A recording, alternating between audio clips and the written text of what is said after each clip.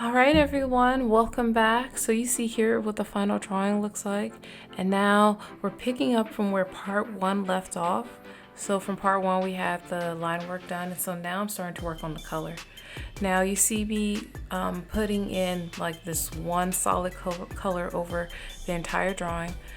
I was traditionally trained in painting and drawing, and so one of the things we used to do is underpainting, and sometimes I still have that habit when I am starting to draw or color things in.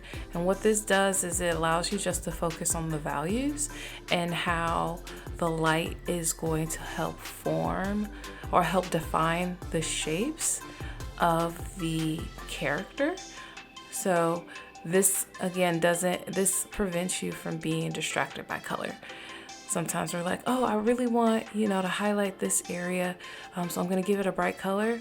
When in actuality, our eyes are drawn to the place of highest contrast, and you understand what areas have the highest level of contrast when you understand the values, right? So if you look at your artwork via grayscale, or here I just have it all in this brown. Now I'm going over it with the color.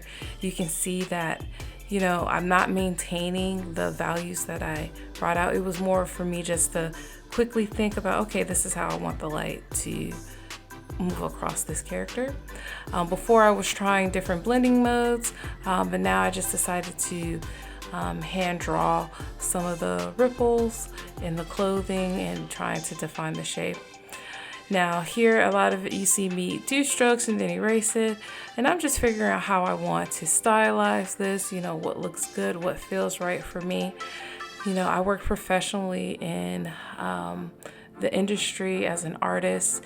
And a lot of times what would happen is I'm given the style of a show and I'm supposed to match that style. So sometimes, you kind of forget what your own style is. So here you see me figuring a lot of things out or remembering my style. Here you see in the shadows, I'm adding some purple to the shadows there. That just makes the drawing feel more lively. Now, one of the things we want to avoid is that if you're adding shadows to your drawing or to your character, you usually just don't want it to be a shade of that color. You want to add other accents of color within that shadow. At least that's my philosophy, and I've really enjoyed how my artwork comes out that way. And it also kind of suggests that maybe like the light is bouncing off of other items in the world and those colors are reflecting onto your character. Something that also really helps when you're looking at the colors of your character is if you have a gray background. If you keep a white background, that tends to make your colors look brighter than they actually are, but having a gray background helps you get a better parameter of what your colors look like.